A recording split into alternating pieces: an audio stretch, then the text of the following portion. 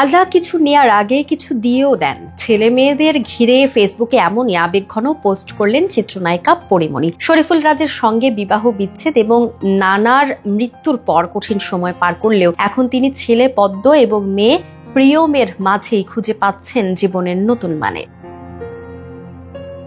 সম্প্রতি এক ফেসবুক পোস্টে পরীমণি লেখেন, আমি শুধু ভাবি আমার বাচ্চারা না থাকলে আমি কি সত্যিই এতটা গুছিয়ে বাঁচতে পারতাম জীবনে। নানা ভাই মারা যাওয়ার সময় আশেপাশের পরিচিতরাও মনে করেছিল আমি হয়তো আর স্বাভাবিক থাকতে পারবো না।